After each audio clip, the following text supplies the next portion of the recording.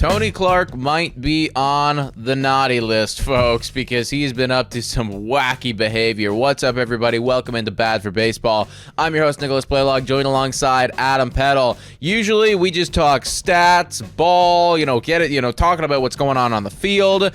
Not all this drama, man. Like, this feels like full-on soap opera stuff that we're getting into right now. Tony Clark, who was the guy when it comes to the MLB PA, who is or will be very important in the next few months leading up to the new CBA.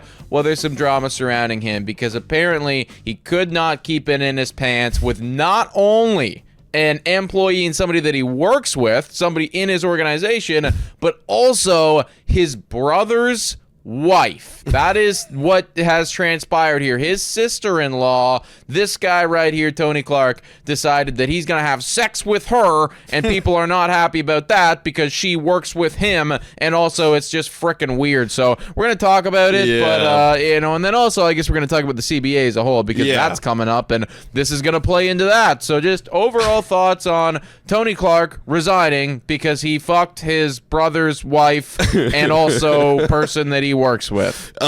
Just fucking weird, dude. I mean, come on, Tony Clark. I mean, look, there's not much we could talk about because I don't know this situation personally at all. It's just weird. He steps down, and rightfully so, because, it is someone else that he is working with that works under him. That's also inappropriate to begin with, add in the whole sister-in-law thing, and it's just even weird. Now, Thanksgivings are going to get a lot weirder for Tony Clark. But regardless, some people on this article here by Jeff Bass and some of the players that are part of the union are talking about how, if this is going to happen, it better happen now because the whole thing with the CBA is coming up December 1st. That is when the deadline is for a new agreement. And if it's something is going to happen like this to cause turmoil, it should happen now. And they were supposed to have meetings actually in spring training. I believe it was in the Cleveland Guardians camp. And then this happened, and now that's being delayed. So they were going to start to work towards a plan, a pitch for the MLB owners, and that obviously is getting delayed. So they need to kind of find somebody else, which they did, but they need to get a plan in action right now without Tony Clark. Yeah, and obviously it's going to slow down the whole process just when the head gets chopped off like this, or chops itself off, I guess, if you will. Yep. But yeah, just, obviously weird situation, man. Listen, I'm certainly not advocating or I guess supporting cheating in any capacity, but if you were gonna cheat, I guess just this is the logic in me coming out, why would it be with your brother's sister and why would it be with your employee? If you're gonna do that, that's why he's just weird. I mean, he's weird in general. He's cheating first exactly off, but if you are gonna cheat, should we not have planned this out just maybe a little bit better? I can't even think of the mind of a person who does that because I can't believe it. It's just really weird overall. But that's Tony Clark. He's gone, and now they got somebody else in here that is an interim leader, and it is going to be Mr. Bruce Meyer as an interim executive director. He was voted unanimously in, and now obviously he's interim, so they got to find somebody else to take over in the meantime. I mean, this is just stuff that it's just all the political stuff you just got to get through. The main important thing is you got to focus on the upcoming CBA because according to Jeff Passan, this could be one that could be the biggest since 1994 as the MLB owners are heavily going to be pushing towards a salary cap. I think we all obviously know why. There's teams out there like the Dodgers and the Mets just splashing money and nobody can compete. And as much as the argument is that anyone can do it, sure, anyone could do it if they have a massive TV deal and a super billion-dollar owner that grew up as a Mets fan. But no, not every team has that ability, so no, they can't. The salary cap is what they're pushing for. Let's start with that right here. Thoughts on that? First of all, the lockout, it becoming almost imminent, and it could be one of the biggest since 1994. Yeah, I gotta hope that, everyone's gotta hope that their favorite team wins this year because genuinely, there might not be any baseball next year. It just doesn't feel like at this current juncture, especially now that this is getting pushed back some more and are they going to be able to get a deal done by December 1st? Very unlikely. Mm-hmm. This is something where the deal will likely expire, and then we're going to get into the conversations, and it's going to be one of those things where who's going to blink first leading up to next year's baseball, because nobody wants to lose baseball because that's losing money. But if you're really strong in your conviction with something, like, you're going to be willing to go right up until the very bitter end. And I got a feeling that that's what's going to happen here.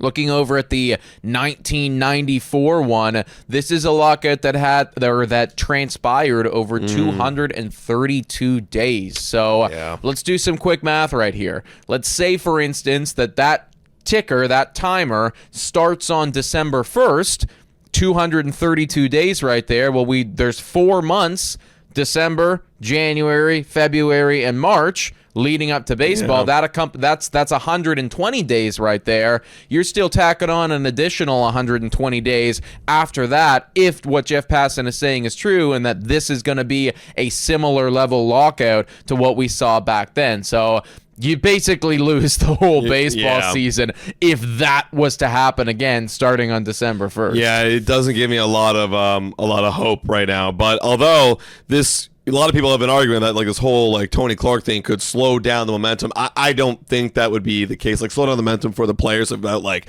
getting what they want and pushing back on the MLB and not giving them a salary cap. I mean, it's made up of a committee of people. The committee of people aren't just going to change their mind because Tony Clark is not there anymore. They're going to be still fighting advocately, these players, for the freedom to get any contracts they can. I think they're going to be fighting the exact same fight. Yeah. It might just take a bit longer though, because to get on the same page. Exactly. Yeah. Because now you did lose your number one, but they're not going to relinquish any of their asking or what they're asking for. Like, they're still going to be gung-ho about, we don't want a salary cap. We want all the money in the world. Like, the players are still going to be doing what the players want. This is just going to, like, this is another one of those things that's going to slow down the process. And for baseball fans, like, we lose out now because, they just lost out on, let's say, like, a month of negotiating time or what have you. And who knows when the new leader of the MLBPA comes in. I assume it's got to be before December 1st. Like, you're going to want to have your actual guy dealing with this, not your interim guy, because then you're going to have too many cooks in the kitchen. Either way, it is just like a big shit sandwich right now, and I got a feeling that that this is something that's gonna go deep into next year probably. Yeah, and honestly, I want to hear your thoughts too, and the thoughts of people in the comments. Like, what kind of side are you on right now? Like, do you want a salary cap or do you not want a salary cap? And, like, which side are you kind of more supporting and leaning that you hope that is the final outcome of this? I mean, I think it would be irresponsible for me to say, like, this one side is the side, because I think that there are things that both sides are arguing and fighting for that make a lot of sense, and that I think should be the way of it, right? Like, there probably should be a salary cap, but then from the player standpoint, does that limit their amount of, I guess, gross, overall money that they could earn potentially? Is there a way to deal with that? I don't know. Like, the smarter people than me have to figure this out. But, like, there's points to both sides in all of this. Right. And really what needs to happen here is we need to have some type of compromise, which is very tough to do. Which is the problem. That's what they're trying to figure out now before a lockout happens. Because, I mean, it's very obvious. You go to the table, we want a salary cap, we don't want a salary cap. Okay, like, conversation's over. They're going to have to find somewhere in the middle. And there's all these ideas of, they tried to do this with the last CBA, where you have the wealthy teams that are going over the luxury tax, giving a portion of that to the, smaller market teams, and it's really not that much. And, like, in theory, that would kind of work, but it really did not work, because the teams with the mega baseball or TV deals and the rich owners, that doesn't matter to them. It really doesn't matter how much money or how little money they're giving away. They're just going to keep on and going spending. And then those smaller market teams, you're getting pennies. And if you're not already a good team, these pennies aren't going to change. I got an extra $1 That's going to really make me go out and get the big guy out there in the free agent market. Like, no, it's not going to happen. So there needs to be a substantial change to either that formula or something completely different. People brought up a salary floor. And I don't know if that's gonna work. Maybe, like, what are your thoughts on a salary floor kind of introduced? You might need to do something like that as well, because there are a couple bad apples that just don't care and are in it just fully for the profit margins, and ultimately, like their thinking is, well, the less we spend, the more profit we can make. Right, exactly. Which could theoretically be true. But I would also say that, on the flip side of the coin, it's snowballed so much to a point that it does feel like almost a capitalist baseball world out there. Like, the more you spend, the more money you get back. And I actually saw something recently. This has got to do with MLS, so soccer.